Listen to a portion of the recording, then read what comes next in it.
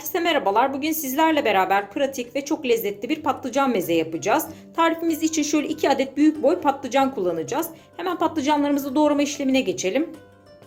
Şöyle patlıcanımızın baş kısmını kestik. Bir parmak genişliğinden biraz daha ince olacak şekilde doğrayalım.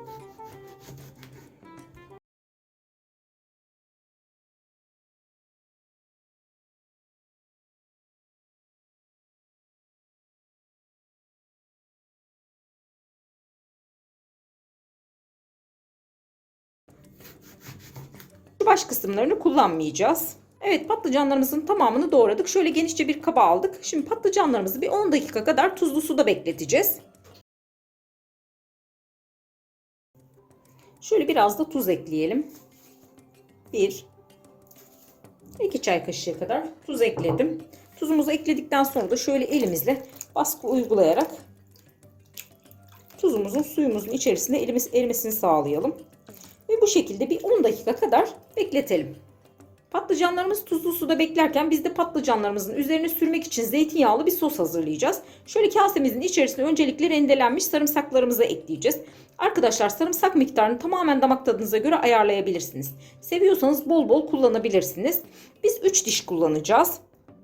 Sevmiyorsanız hiç kullanmayabilirsiniz ya da biraz azaltabilirsiniz. Tamamen tercihinize göre ayarlayabilirsiniz. Şimdi de biraz baharat ekleyelim. Arkadaşlar, ben bu sosu yaparken patlıcana yakıştırdığım baharatları kullanıyorum. Eğer sizin de yakıştırdığınız baharatlar varsa tercihe göre istediğiniz baharatı kullanabilirsiniz. Şöyle yarım çay kaşığı kadar toz kırmızı tatlı biber ekliyoruz. Ardından yarım çay kaşığı kekik, yarım çay kaşığı pul biber ve şöyle çok az da bir karabiber ekleyeceğim. Çay kaşığımın ucuyla, yarım çay kaşığından biraz daha az olacak şekilde. Sosumuz için biraz da tuz ekleyeceğiz. Şöyle yarım çay kaşığından biraz daha fazla ekliyorum. Bir çay kaşığına yakın diyebiliriz. Tuz miktarını da yine damak tadınıza göre ayarlayabilirsiniz. Ve şöyle yarım çay bardağı kadar da zeytinyağı ekliyoruz. Ben mutlaka zeytinyağı kullanmanızı tavsiye ederim. Ama zeytinyağınız yoksa sıvı yağ da kullanabilirsiniz. Ama zeytinyağı ile bu sos çok güzel oluyor. Şöyle sosumuzu kaşığımızla bir karıştıralım.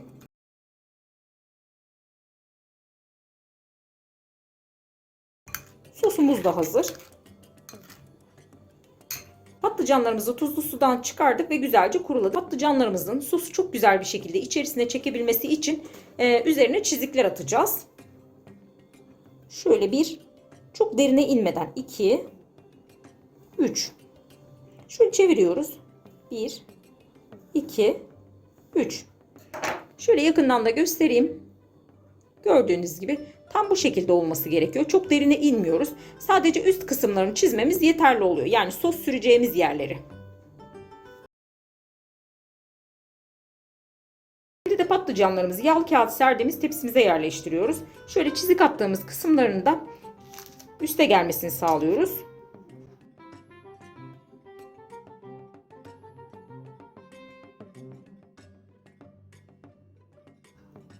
Hazırladığımız zeytinyağlı sosumuzu bir fırça yardımıyla patlıcanlarımızın üzerine sürüyoruz.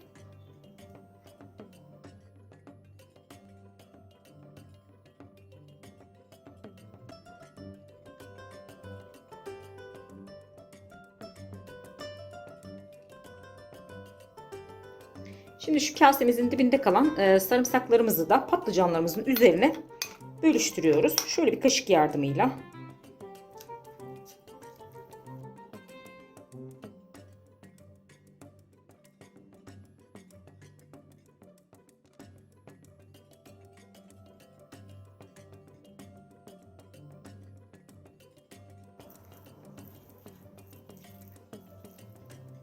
Şöyle de göstereyim. Sarımsağımızın ve sosumuzun tamamını kullandık.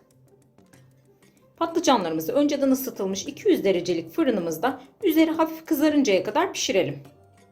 Patlıcanlarımız fırında pişerken biz de üzerleri için biraz domates dilimleyelim. Yine patlıcanlarımız gibi halka halka doğrayacağız. Ama çok fazla kalın dilimlemeyeceğiz. Evet, domateslerimizi de doğradık. Şöyle de göstereyim. Kalınlık olarak tam bu şekilde. Patlıcanlarımızı önceden ısıtılmış 200 derecelik fırınımızda tam 25 dakika pişirdik. Şimdi üzerlerine dilimlediğimiz domateslerimizi yerleştirelim. Şimdi de domateslerimizin üzerine rendelenmiş kaşarlarımızı ilave ediyoruz. Şimdi de patlıcanlarımızı tekrar fırına veriyoruz. Yine aynı şekilde 200 derecelik fırınımızda üzerindeki kaşarlar eriyip kızarmaya başlayıncaya kadar pişiriyoruz. Evet, patlıcan mezelerimiz fırından çıktı. Nefis kokuyorlar. Şimdi hemen servis tabağımıza alalım. İç kıvamına ve dokusuna bakalım.